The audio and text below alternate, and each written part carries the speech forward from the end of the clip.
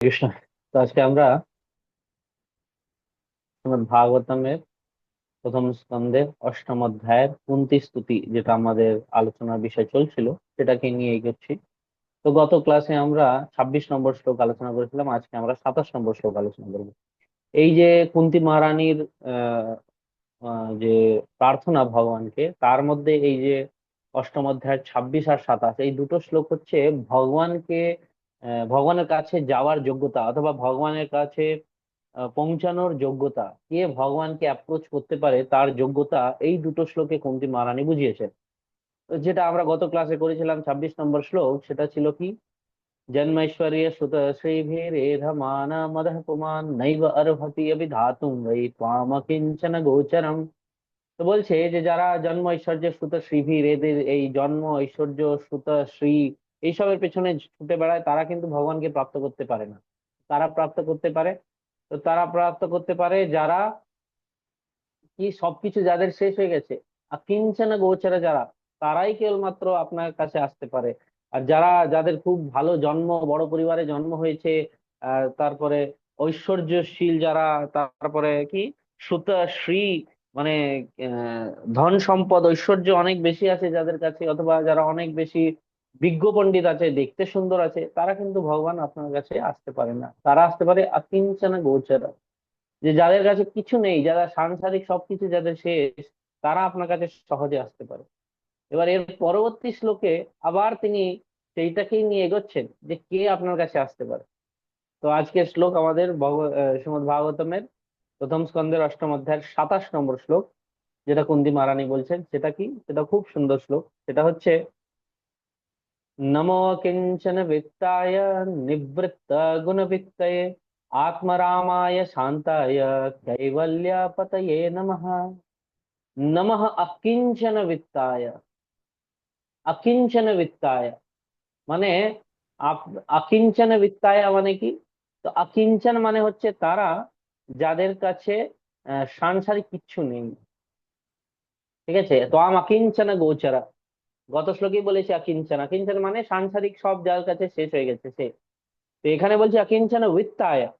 তো অকিঞ্চন মানে যে সাংসারিক যার কাছে কিচ্ছু নেই, সব সে হারিয়ে ফেলেছে, অথবা তার পুড়ে গেছে, সব কিছু নেই তার কাছে। ঠিক আছে, সে ব্যক্তি অকিঞ্চন বিত্তায়, তার কিন্তু আপনি হচ্ছেন ধন সম্পদ, আপনি হচ্ছেন তার ধন সম্পদ। বুঝতে পেরেছেন? তো ভগবান কার ধন সম্পদ? যার কাছে সাংসারিক কিছু নেই। কেন? ভগবান হচ্ছেন আধ্যাত্মিক। তো এই আধ্যাত্মিকটা কে প্রাপ্ত করতে পারে?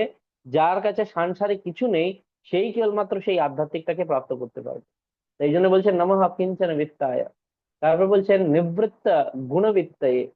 নিবৃত্ত মানে সমস্ত সাংসারিক কার্যকলাপ, ক্রিয়া অথবা গুণ থেকে আপনি ঊর্ধ্বে। নিবৃত্ত গুণবিত্তয়ে, এইসব গুণ থেকে, সাংসারিক গুণ থেকে আপনি ঊর্ধ্বে। কেন ঊর্ধ্বে আপনি? আত্মারামায়, কেন? আপনি নিজের মধ্যেই রমণ করেন, আত্মারামায়। নিজের মধ্যেই আত্মারাম, আপনাকে আর কারুর আনন্দের প্রয়োজন নেই, আর কাউকে আপনাকে লাগবে না নিজের আনন্দের জন্য। আপনি নিজের মধ্যেই সন্তুষ্ট, আত্মারামায়া। আর এই আত্মারামায়া হওয়ার জন্য কি হচ্ছেন আপনি? শান্তায়া, আপনি শান্ত। কেন? আপনাকে কিছু প্রয়োজনই নেই কোনো জিনিসের, আপনি নিজে আত্মারাম, নিজের মধ্যে নিজেই সন্তুষ্ট আছেন। তো আপনি শান্ত আছেন এই জন্য। যার কাছে কিছু থাকে না, সে কোনো কিছু পাওয়ার জন্য খুবই ব্যগ্র হয়ে বেড়ায়। কিন্তু যে নিজেরই মধ্যে সন্তুষ্ট হয়ে গেছে, আত্মারামায়া, সে নিজেই নিজেকে সন্তুষ্ট করতে পারে, যে যাকে আর কোনো জিনিসের প্রয়োজন নেই, সে শান্ত। আর কি লাগবে তার? কি প্রচেষ্টা, কার জন্য প্রচেষ্টা করবে? তো আত্মারামায় শান্তায়া। আর কি বলছেন? কৈবল্যা পতয়ে নমঃ। কৈবল্যা মানে হচ্ছে সেই নিরাকার ব্রহ্ম জ্যোতি, সেটাকে বলা হয় কৈবল্যা। তো তার আপনি অধিপতি, সেই অধিপতি কৈবল্য অধিপতি যিনি, যিনি কৈবল্যের স্বামী। কেন? আপনারই তো দেহের কান্তি হচ্ছে কৈবল্য। তো সেই কৈবল্য পতয়ে নমঃ, ওই ভগবানকে আমি প্রণাম করছি। নমো অকিঞ্চন বিত্তায় নিবৃত্ত গুণ বিত্তয়ে আত্মারামায় শান্তায় কৈবল্য পতয়ে নমঃ। অনুবাদ দিয়ে বলছেন কি প্রভুপাদ, যে আমি প্রণাম করছি ওনাকে, যিনি হচ্ছেন তার সম্পদ, সেই যে ব্যক্তিরা সম্পূর্ণ নিজের সাংসারিক জিনিস, সাংসারিক দিক দিয়ে তারা কিন্তু একদম গরিব হয়ে গেছে, সবকিছু যা হারিয়ে ফেলেছে, সেই সব ব্যক্তি অকিঞ্চন, তাদের আপনি সম্পদ, এরকম ভগবানকে আমি প্রণাম করি, যিনি ওদের সম্পদ। আর আপনাকে এই সাংসারিক কার্যকলাপ, ক্রিয়া প্রতিক্রিয়া থেকে কোনো লেনদেন নেই, যেটা প্রকৃতির তিন গুণে আবদ্ধ, সেটা দিয়ে আপনার কোনো লেনদেন নেই। আপনি হচ্ছেন আত্মারাম, নিজের মধ্যে সন্তুষ্ট, এই জন্য আপনি সব সময় শান্ত। আর আপনি হচ্ছেন সেই মনিষ্ঠ, মানে সেই কৈবল্য যোগীদের অধিপতি, যারা কৈবল্যে ধ্যান করছে, সেই মুনিদের আপনি অধিপতি। ওকে। এর আরেকটা কি বলে আহ, অনুবাদ হয় যে, হে প্রভু, আমি আপনাকে প্রণাম করছি, যে জেনার সম্পদ হচ্ছে সেই অকিঞ্চন ভক্তরা, যাদের কাছে সাংসারিক কিছু নেই। আর তিনি সমস্ত ধরনের অভক্তের মধ্যে অনিচ্ছুক। আর তিনি কেবলমাত্র নিজের ভক্তদেরকেই সবসময় কি প্রদান করেন? ক্ষমা প্রদান করেন। আর সে ভক্তরা যারা মুক্তি পেতে চায় তাদেরকে সাহায্য করেন। এইটা বিশ্বনাথ চক্রবর্তী ঠাকুর পাদ বলছেন। তিনি কি বলছেন? যে হে প্রভু, আমি আপনাকে প্রণাম করি, সেই প্রভুকে, জেনার সম্পদ হচ্ছে সেই অকিঞ্চন ভক্তরা, যাদের কাছে সাংসারিক কিছু নেই, যারা নির্ধন দরিদ্র, তাদেরকে, তারা যার সম্পদ, সেই ভগবানকে আমি প্রণাম করি। তাদেরকে যারা প্রণাম, যিনি প্রণাম করছেন, মানে এসব ভক্তদেরকে ভগবান প্রণাম করছে, তো ওই ভগবানকে আমি প্রণাম করি। আর ওই ভগবানকে, যে আর কোন ধরনের অভক্তদের মধ্যে কোনো ওনার ইচ্ছা নেই, খালি এই ধরনের ভক্তই উনি খুঁজে বেড়ান। আর এইসব ভক্ত হচ্ছে ভগবানের সম্পদ।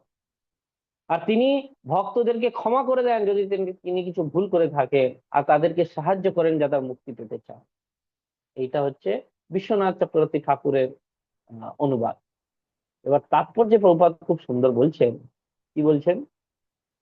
যে living being is finished as soon as there is nothing to possess. যদি কারোর কাছে কোনো সম্পদ না থাকে, কোনো জীবাত্মার কাছে কিছুই থাকে না, তার মানে সে শেষ হয়ে গেছে। তো আসলে আসল কি বলা যেতে পারে, যে আসল জীবনে আমরা দেখতে পাই যে এরকম কেউ নেই যার কাছে কিছুই নেই। সবসময় প্রত্যেকটা ব্যক্তি কিছু জিনিসের ত্যাগ করে কিছু প্রাপ্ত করার জন্য। তো উদাহরণ দিচ্ছেন, যেরকম একটা ছোট বাচ্চা, সে নিজের খেলাধুলোটা ত্যাগ করে কিসের জন্য? ভালো শিক্ষা লাভ করার জন্য, ভালো পড়াশোনা করার জন্য সে নিজের খেলাধুলাটা ত্যাগ করে দেয়।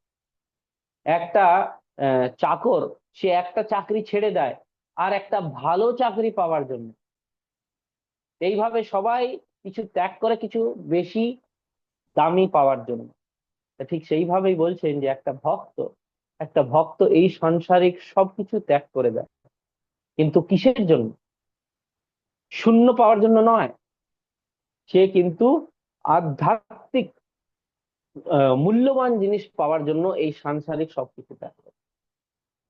একটা ভক্ত যে অকিঞ্চন, তার মানে ও সবকিছু ত্যাগ করে দিয়েছে, ও নির্ধন, ওর কাছে কিছু নেই। তো কখনোই এরকম হয় না যে তার কাছে কিছু নেই। সে যখনই ত্যাগ করে কিছু, তো সে কিছু হায়ার পাওয়ার জন্যই ত্যাগ করে, উচ্চ কোটির পাওয়ার জন্যই ত্যাগ করে। সাংসারিক যদি সবকিছু কেউ ত্যাগ করে দিয়েছে, তো সে ভগবান, আধ্যাত্মিক মূল্যবান কিছু জিনিস প্রাপ্ত করার জন্য সে করেছে। আর তারপরে উদাহরণ প্রভুপাদ দিচ্ছেন কার? রূপ গোস্বামী, সনাতন গোস্বামী, রঘুনাথ দাস গোস্বামী। তো এই রূপ গোস্বামী, সনাতন গোস্বামী আপনারা সকলেই চেনেন, যে এরা ছিলেন ওয়েস্ট বেঙ্গলে। ওয়েস্ট বেঙ্গল তো ছিল না তখন, তখন বাঙাল ছিল, পুরো বেঙ্গল। তো সেই পুরো বেঙ্গলের একজন ছিলেন বিত্তমন্ত্রী আর একজন ছিলেন মুখ্যমন্ত্রী। তো দুজন মহান মন্ত্রী ছিলেন এই বেঙ্গল রাজ্যে। সবকিছু ত্যাগ করে তিনি একটা কপিন ধারণ করে তিনি বৃন্দাবনে ঘুরে বেড়াচ্ছিলেন চৈতন্য মহাপ্রভুর ইচ্ছা পূরণ করার জন্য। সেখানে গ্রন্থ লিখছিলেন, সেখানে বিভিন্ন লীলাস্থলী, এই যে শ্যামকুণ্ড, রাধাকুণ্ড, এই সবকে খুঁজে বেড়াচ্ছিলেন যে কোথায় কোথায় আছে। এরাই আবার এই সব লীলাস্থলীগুলি ফিরিয়ে দিয়েছেন আমাদের 500 বছর আগে চৈতন্য মহাপ্রভুর আদেশে। তারপরে রঘুনাথ দাস গোস্বামী, তিনি ছিলেন একটা বড় জমিদারের ছেলে। যার একটা সুন্দর বউ ছিল, সবকিছু ত্যাগ করে তিনি চলে এসেছিলেন কোথায়? চৈতন্য মহাপ্রভুর সেবাতে, এই গোস্বামীদের কাছে, বৃন্দাবন। এরা সবকিছু ত্যাগ করেছেন কিসের জন্য? কিছু আধ্যাত্মিক মূল্যবান পাওয়ার জন্য। কারণ মাইক অন আছে, অফ করে নেন। তো সাধারণত আমরা কি দেখি, যে ভক্তরা তারা কিন্তু সাংসারিক, কারণ মাইক অন আছে, প্লিজ অফ করে নেন। তো সাধারণত আমরা কি দেখি, যে সাংসারিক ব্যক্তিরা, সরি, ভক্তরা ভক্তরা সবকিছু ত্যাগ করে কি পাওয়ার জন্য? আধ্যাত্মিক কিছু পাওয়ার জন্য। আর ভক্তদের কাছে সাংসারিক কিছু আহ ঐশ্বর্য থাকে না। সাংসারিক ঐশ্বর্য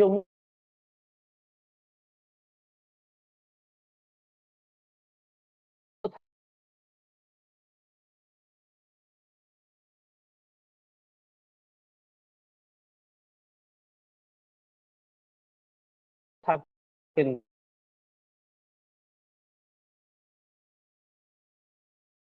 কোনটাই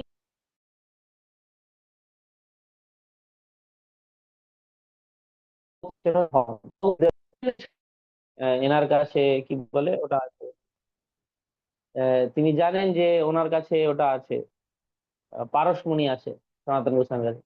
তো তিনি ওই জিজ্ঞেস করছেন যে পারসমণিটা কোথায়। তো সনাতন গোস্বামী বলছেন পারসমণি ওই ময়লা আবর্জনা আছে, ওর মধ্যে কোনো জায়গায় আছে, খুঁজে নাও। তো সে তৎক্ষণাৎ গিয়ে সেখানে খুঁজতে শুরু করেছে, আর খুঁজতে খুঁজতে সে পারসমণিটা পেয়ে গেছে। সেটা পেয়ে সে নিয়ে চলে গেছে। চলে যাওয়ার পর সে বাড়িতে গিয়ে ভাবছে যে পারসমণিটাকে কে কে পারসমণিকে ময়লা আবর্জনাতে রাখে।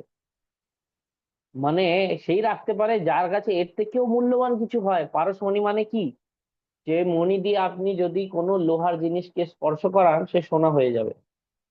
তো তার মানে সবকিছু সোনা বানাতে পারে কেউ। তো কত সোনা অধিপতি হতে পারে যার কাছে ওই পারসমণি আছে। কিন্তু সে এই মণিটাকে সনাতন গোস্বামী কোথায় রেখে দিয়েছে?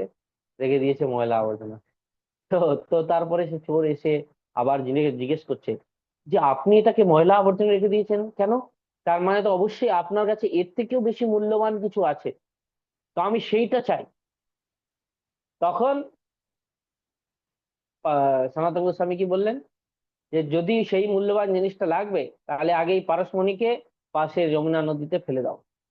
তো সে গিয়ে ওটাকে নদীতে ফেলে এসছে, আর তারপরে স্নান করে এসছে। তারপরে সনাতন গোস্বামী ওনাকে দীক্ষা দিয়ে দিলেন হরিনামে।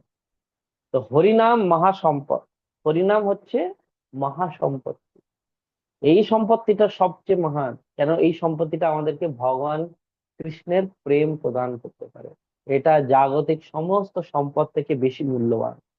যদিও এটা বোঝা খুব কঠিন, কিন্তু যে এটাকে একবার কি বলে টেস্ট করতে পারে, তার আস্বাদন করতে পেরেছে, সে বুঝে গেছে যে হ্যাঁ, এইটা হচ্ছে মহা সম্পদ। আর এই জন্যেই অত মহান আচার্যরা, তারা সব কিছু সাংসারিক পদ, সাংসারিক ধন সম্পদ ত্যাগ করে কেবলমাত্র মহাপ্রভুর কাছে এই নাম নিতে এসছেন, নামমণি, নাম চিন্তামণি নিতে এসছেন। আর এই নাম চিন্তামণি প্রাপ্ত করে তিনি আধ্যাত্মিক জীবনের সবচেয়ে উচ্চতম পদ লাভ করেছেন। সাংসারিক জীবনে তার কোনো মূলই নেই। সাংসারিক জীবনের কোনো জিনিস এই আধ্যাত্মিক জিনিসের প্রতি কোনো দাম দাঁড়ায় না। মানে ইট ইজ অলওয়েজ হায়ার। কোনো ছোট্টখাটো আধ্যাত্মিক হলেই সেটা সাংসারিক থেকে বেশি দামি। আর তো সাংসারিক আধ্যাত্মিকেরও সবচেয়ে উচ্চতম স্তরের জিনিস যেটা আহ, ভগবান চৈতন্য মহাপ্রভু প্রদান করে গেছেন, সেটা যিনি উনি পেয়ে গেছেন। তো আমরা কি দেখি এখানে, যে যত সাংসারিক, প্রভুপাদ বলছেন যে যত সাংসারিক সম্পদ আছে অথবা সাংসারিক সভ্যতা, সেটা কিন্তু একটা ভক্তের জীবনে আধ্যাত্মিক উন্নতি করতে বাধা। এটা ভক্তিবিনোদ ঠাকুরও বলছেন যে জড়বিদ্যা সব মায়ার ব্যবহার, জীবকে বানায় গাধা। তো যতই সাংসারিক জিনিস আছে সবকিছু আধ্যাত্মিক উন্নয়নের জন্য বাধা। কেন? কেন আমরা এইসব আহ উপাধিগুলি ধারণ করে নিই, যে আমি অমুক, আমি তমুক। আর এইটা দিয়েই নিজেকে আমরা একাকার করে নিই, যে আমি অমুক ব্যক্তির ছেলে, আমি অমুক ব্যক্তির মেয়ে, আমি অমুক দেশের লোক, আমি অমুক সভ্যতার লোক, আমি অমুক সমাজের লোক। অথবা আমি MSc, MTech, BTech, PhD, doctor, engineer, এইভাবে এইসব উপাধি আমরা ধারণ করে নিই। কিন্তু ভগবানকে ভক্তি করার জন্য উচ্চতম ভক্তিটা কি? তো সেটার উপগোস্বামী পাদ বলছেন যে সর্বপাধি বিনির মুক্তম তৎপরত্বেন নির্মলম ঋষিকেন সেবনম ভক্তির উচ্চতে। তো উচ্চ কোটির ভক্তি সেটাই যেখানে সর্ব উপাধি বিনির মুক্তম, এই সমস্ত উপাধিগুলি ত্যাগ করে দেবে। এই জন্য উনি নিজে স্বয়ং, যিনি একটা মন্ত্রী ছিলেন বেঙ্গল সরকারের মধ্যে, সব উপাধি ত্যাগ করে তিনি একটা অকিঞ্চন ভক্ত হয়ে গেছেন।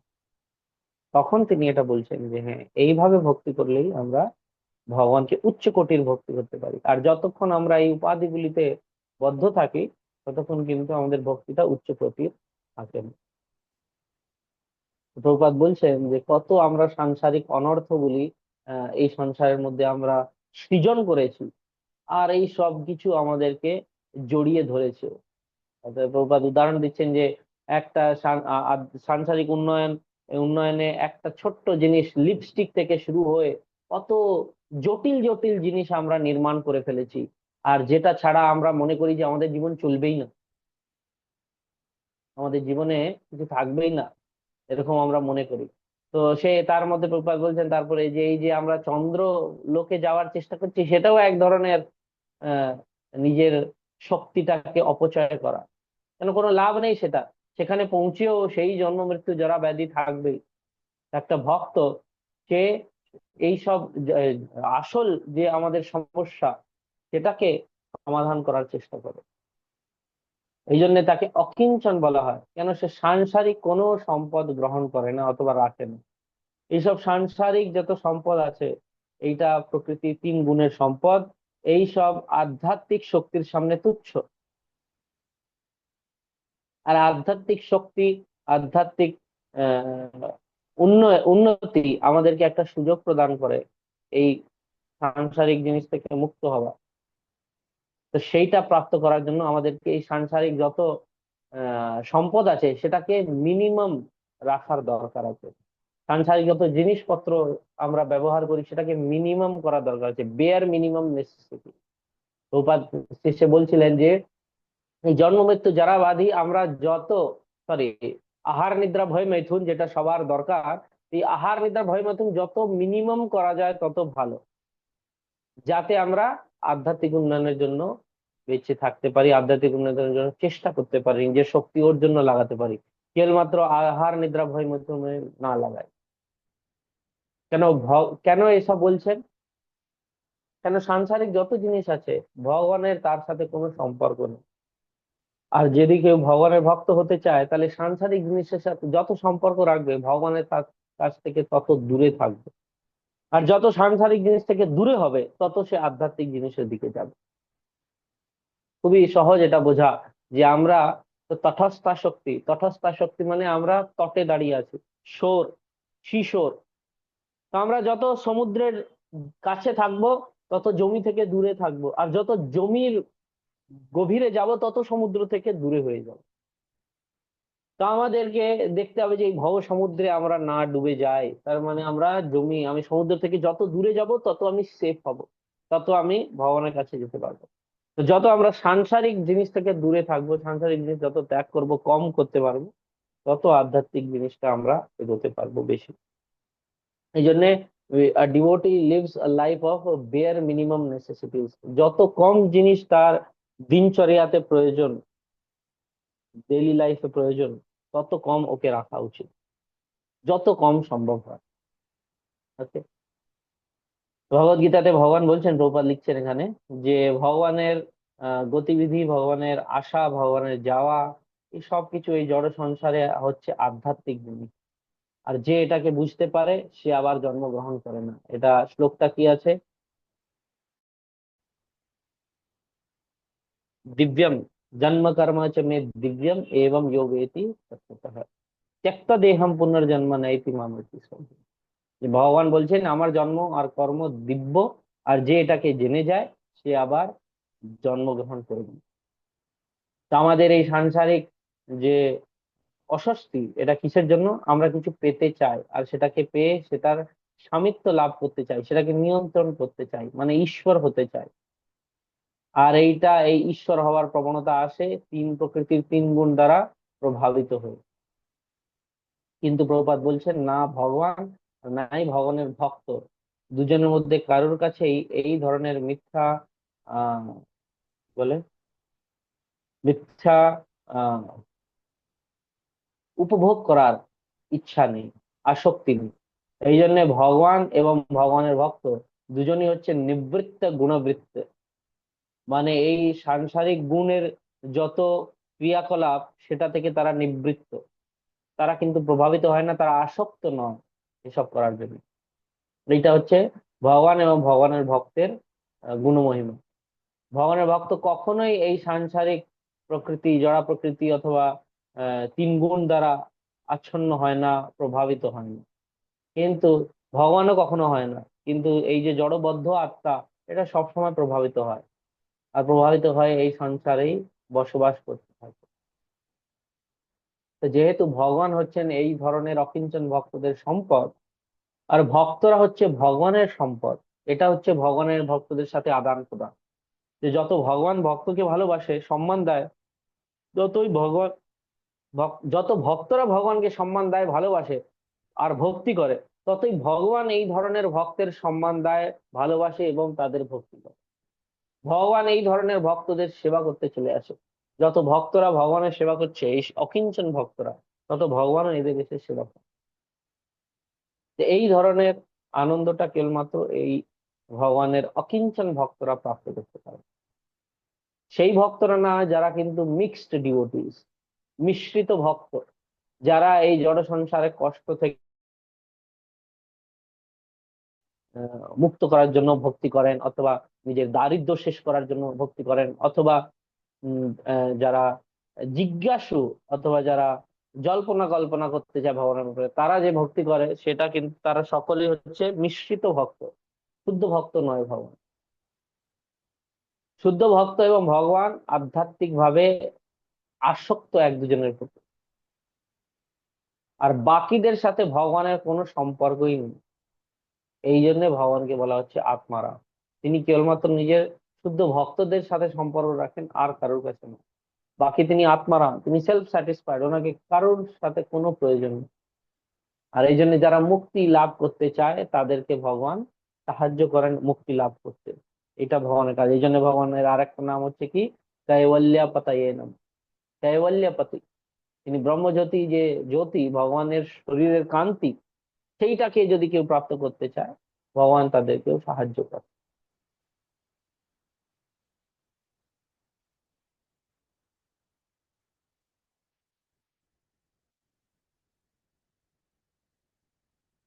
যারা ভগবান ছাড়া আর কিছু যাদের কাছে নেই, এরকম দরিদ্র অকিঞ্চন ভক্ত, তারা কিন্তু ভগবানের কি বলে সাথে থাকার অথবা সবসময় সম্মুখীন হওয়ার জন্য তিনি কিন্তু সৎ চিত এই দুটো লাভ করে নিয়েছে, এবং ভগবানের দিব্য প্রেম তারা হৃদয়ে প্রাপ্ত করে নিয়েছে। তো ভগবানের ভক্তদের কাছে কোনো সাংসারিক সম্পদ নয় যেটা এই তিন গুণ দ্বারা তৈরি করা হয়। ওদের কাছে একটাই সম্পদ, সেটা হচ্ছে ভগবান স্বয়ং। মানে ভগবান এদের ভক্তি দেখে এদেরকে আর কিছু দিতেই পারছে না, তো তিনি স্বয়ংকেই এদেরকে প্রদান করে দেন, যে আর আমি তোমাকে কি দেবো, আমার কাছে আর কিছু নেই দেওয়ার জন্য। ভগবান এটা মনে করেন যে তুমি এই ধরনের ভক্ত, অত শুদ্ধ ভক্ত এরা, যে তোমার কাছে তোমাকে আমি কি দেব। তো তখন ভগবান কিছু খুঁজে পান না, তো শেষে ভগবান নিজে এদের সেবাতে নিজেকে নিমগ্ন করে নেয়। তো মানে ভগবান এই ধরনের ভক্ত, শুদ্ধ ভক্তদের সেবা করতে শুরু করে দেয়, তার মানে ভগবান এদের দাস হয়ে যায়। তার মানে কে সম্পদ হয়ে গেছে ওনার কাছে, ভগবান ওনার সম্পদ হয়ে গেছে। তো এইভাবে আমরা দেখি যে অকিঞ্চন ভক্তের সম্পদ হচ্ছেন ভগবান, এবং ভগবানের সম্পদ হচ্ছে কে, তো এই সাংসারিক যত জিনিস কেন, এটা তো এমনি পড়ে আছে, এইসব জিনিসের ভগবানের কোনো প্রয়োজন নেই। মানে এই সব জিনিস ভগবানের কাছে প্রণাম করে দাঁড়িয়ে থাকে, জড়া প্রকৃতি। কিন্তু ভগবান এই জড়া প্রকৃতি, জড়া শক্তির দিকে তাকায় না। ভগবান আধ্যাত্মিক শক্তির দিকে তাকায়, কিন্তু এই জড়া প্রকৃতির দিকে ভগবান তাকায় না। কেন আমরা কি শুনি, যে যাহা কৃষ্ণ তাহা নেই মায়ার অধিকার। তো কৃষ্ণের সামনে এই মায়া শক্তি আসতেই পারে না।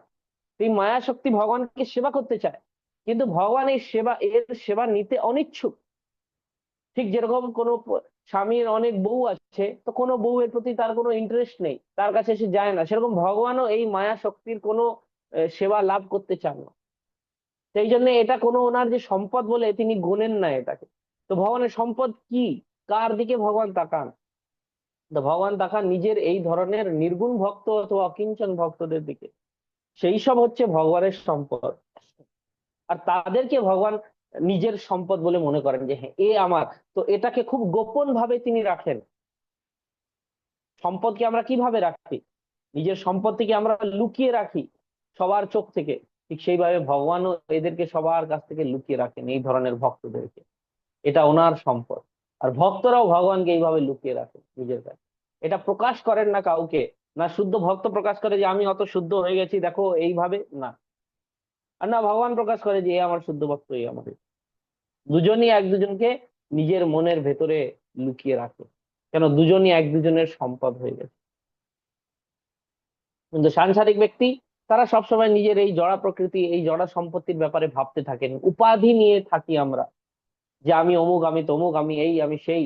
এই উপাধিগুলি ভগবানের কাছে এই জড়া প্রকৃতির সম্পত্তি, আর জড়া প্রকৃতি ভগবানকে পছন্দ না। তো এই জড়া প্রকৃতির কোনো জিনিস কি করে পছন্দ হবে? যদি আমাকে আমার কোনো বউ পছন্দ না, তার কাছে আমি বেশি যেতে চাই না, তো ওর ওর যে কি বলে দাসগুলি রয়েছে, ওদেরকে তো আমি এক চোখে, আমি ওইকেই তাকাচ্ছি না, তো ওদেরকে কি করে তাকাবো? ওদেরকেও আমি ভালোবাসবো না। তো এইভাবে ভগবান, যারা এই জড়া প্রকৃতির দাস, এই জড়া প্রকৃতিকেই প্রাপ্ত করতে চায়, এই জড়া প্রকৃতিতেই নিজেকে নিমজ্জ করে রাখতে চায়, তাদেরকে ভগবানও তাকান না।